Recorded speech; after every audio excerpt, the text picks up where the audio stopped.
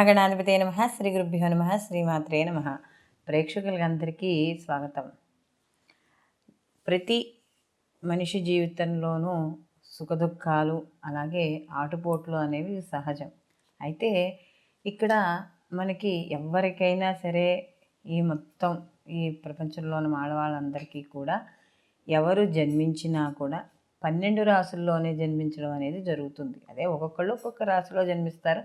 ఎవరు జన్మించినా ఆ 27 నక్షత్రాలు ఆ 12 రాసుల్లోనే జన్మించడం అనేది జరుగుతుంది. అయితే ఇక్కడ ఈ నవగ్రహాలు అనేవి ఏవైతే ఉన్నాయో ఈ నవగ్రహాల యొక్క సంచారము, స్థితి, అలాగే వాటి ఉండే ఉచ్చ నీచ స్థానాలు, అలాగే వాటికి సంబంధించిన యోగాలు, అలాగే వీటికి ఏవైతే జాతక ప్రకారం ఉండి జరుగుతున్న మహర్దశలు, అంతర్దశలు, ప్రత్యంతర్దశలు, వీటిని బట్టి, అలాగే వీటికి మధ్య మధ్యలో గోచారీచ, వక్రీకరణ, అలాగే స్తంభన చెందడం, ఇలా రకరకాల యొక్క గ్రహాల్లో యొక్క మార్పులను బట్టి, అంటే వాటి యొక్క స్థానచలనాలు, వాటి యొక్క వీక్షణలు, వీటి బట్టి వచ్చే మార్పులను బట్టి మనకి జీవితంలో మనకి హెచ్చు తెగ్గులు ఉండడం అనేది జరుగుతుంది. ఒక్కోసారి గ్రహాలు అనుకూలంగా ఉన్నప్పుడు అప్పటి వరకు చాలా బీదరికంలో ఉన్నవాళ్ళు కానీ, కష్టాలు అనుభవిస్తున్న వాళ్ళు కానీ, లేకపోతే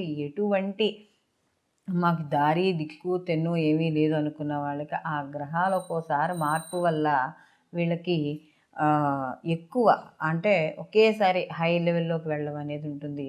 ఒక్కోసారి గ్రహస్థితి బాగాలేకపోతే కిందకి పడిపోవడం కూడా అవుతుంది. అందుకనే మనకి చెప్తారు, మన కర్మ ప్రారంధం, జాతకము కర్మ ప్రారంధము, ఈ రెండింటిని బట్టి బళ్ళు ఓళ్ళు అవుతాయి, అలాగే ఓడలు బళ్ళు అవుతాయని చెప్పడం కూడా జరుగుతుంది పెద్దవాళ్ళు. కాబట్టి ఇలాంటి మనకి ఈ 12 రాసుల్లోనూ నవగ్రహాలు సంచరించడం వల్ల సహజంగా ఇచ్చే ఫలితాలు ఏమిటి అంటే, ప్రతిదానికి కొన్ని సహజ లక్షణాలు ఉంటాయి. మనకి ఒక జాతకంలో ఒక రాశి వాళ్ళకి ఈ గ్రహం ఇక్కడ ఉంటే అది సహజంగా ఇచ్చే ఫలితం. అది కాకుండా దాన్ని వీక్షించే గ్రహం ఉండొచ్చు, లేకపోతే ఆ గ్రహంతో ఇంకొక గ్రహాల కలయిక వల్ల కావచ్చు, చిన్న చిన్న మార్పులు అయితే వస్తాయి. అందుకనే ఎలా చెప్పాలంటే చూడండి, మనకి నిప్పు ఉంటుంది. నిప్పు ఉన్నప్పుడు దాన్ని ముట్టుకుంటే కాలుతుంది, అది దాని సహజ లక్షణం. అలాగే ఈ గ్రహాలు కూడా సహజంగా ఇవి ఏ రాశుల్లో ఉంటే ఎటువంటి ఫలితాలు ఉంటాయి అనే విషయాన్ని ఇప్పుడు మనం తెలుసుకుందాం. మీనరాశికి కానీ చూసుకుంటే, మీనరాశికి అధిపతి వచ్చి గురువు. దీని భావం వచ్చేటప్పుడు వ్యయభావం అనేటప్పటికి అధిక ఖర్చులు, దూర ప్రయాణాలు, స్థానచలనాలు, అలాగే హాస్పిటలైజేషన్, ఇవన్నీ కూడా మనకి ఈ వ్యయభావంలోకి వస్తాయి. ఈ వ్యయభావంలో ఈ యొక్క నక్షత్రాలు కానీ మీనరాశిలో చూసుకుంటే పూర్వాభాద్ర 4వ పాదము, ఉత్తరాభాద్ర 1, 2, 3, 4 పాదాలు, రేవతి 1, 2, 3, 4 పాదాలు మనకి మీనరాశిలోకి వస్తాయి. ఈ మీనరాశికి కానీ చూసుకుంటే ఇక్కడ స్త్రీతత్వానికి సంబంధించిందిగా చెప్పుకోవచ్చు. స్వభావం వచ్చేటప్పుడు స్వభావము, అలాగే ఈ యొక్క రాశి యందు 330 నుండి 360 డిగ్రీల వరకు దీనికి రాశి యొక్క నిడివి అనేది ఉంటుంది.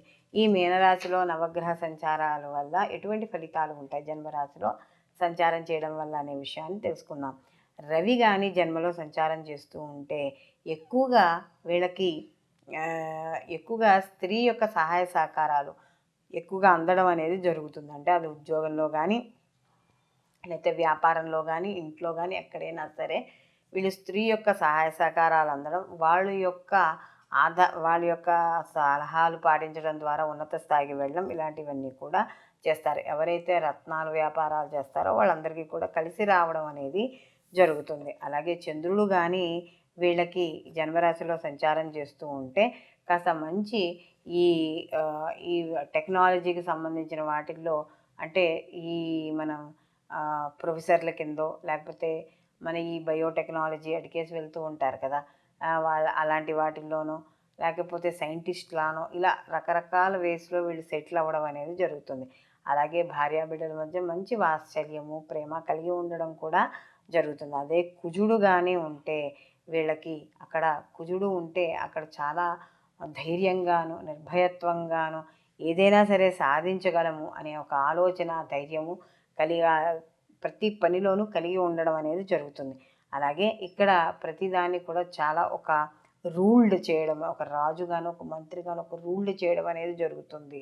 కాబట్టి ఇలాంటి విషయాలు అనేవి కుజుడు జన్మలో ఉండడం వల్ల వస్తాయి. బుధుడు కానీ ఇక్కడ జన్మలో సంచారం చేయడం వల్ల ఇక్కడ ఏవైతే పనులు చేస్తాడు, ఎందుకంటే అక్కడ బుధుడికి నీచ స్థానంగా మనం చెప్పడం అనేది జరుగుతుంది మీనరాశి. కాబట్టి అలాంటి నీచ స్థానంలో బుధుడు ఉంటాడు కాబట్టి చేసే పనులు కూడా నీచకర్మమైన పనులే ఉంటాయి. కాబట్టి ఇక్కడ తనకన్నా అంటే సమాజపరంగా కానీ చూసుకుంటే తనకి సంబంధించినవి కానివి లేదా తన స్థాయికి తగ్గిన పనులు కానివి ఎప్పుడూ పనులు చేస్తూ ఉండడము, తద్వారా అప్పుడప్పుడు అపనిందల పాలవుతూ ఉండడం అనేది కూడా జరుగుతుంది. అలాగే తను యొక్క కింద ఎవరైతే చేస్తున్నారో వాళ్ళ యొక్క మన్ననలు అవి పొందుతారు. అదే గురువు కానీ ఇక్కడ స్వక్షేత్రంలో ఉంటే అతను ఒక రూల్డ్ చేయడం ప్రతిదీ కూడా, అంటే ఒక ఆర్డర్ వేయడం లేదా తన పని తనే చేసుకోవడం లేదా ఇతరుల చేత చేయించేటప్పుడు కూడా రెండు యొక్క అథారిటీస్ అనేవి కూడా సరి సమానంగా ఉండడం అనేది జరుగుతుంది. అలాగే ఇక్కడ రాజు కానీ అంటే ఇక్కడ గురువు కానీ ఇక్కడ స్వక్షేత్రంలో ఉంటే అక్కడ తనూభావ స్వభావం ఏదైతే ఉంటుందో అది వ్యతిరేక ఫలితాలను ఇవ్వదు, అనుకూలమైన ఫలితాలను ఇవ్వడం అనేది జరుగుతుంది. అలాగే శుక్రుడు కానీ ఇక్కడ ఉంటే ఇక్కడ ఖచ్చితంగా మనం చెప్పుకోవచ్చు శుక్రుడికి ఇది ఉచ్చస్థానం కాబట్టి ఇక్కడ గురుస్థానంలో ఉన్నారు కాబట్టి ఇక్కడ తప్పనిసరిగా శుక్రుడు కానీ ఉచ్చులో ఉంటే మంచి పండితుడు, ధనికుడు, ఇతరులచే పూజింపబడేవాడు, ఇతరుల యొక్క సహాయ సహకారాలు చేసేవాడు, ఇలాంటివన్నీ కూడా మనకి కనబడుతూ ఉండడం అనేది జరుగుతుంది. అలాగే శని భగవానుడు కానీ ఉంటే ఇక్కడ, ఎందుకంటే గురుస్థానంలోనే ఉంటారు కాబట్టి తొందరగా చెడు ఫలితాలు ఉండవు. కాబట్టి ఇక్కడ వీళ్ళకి మంచి కుటుంబము, భార్య, భర్త, పిల్లలు, కొడుకు ఇలాంటివన్నీ కూడా ఒక మంచి వాతావరణం అనేది ఏర్పడుతుంది. ఆరోగ్యపరమైన విషయాల్లో కూడా కాస్త అనుకూలంగా ఉంటుంది.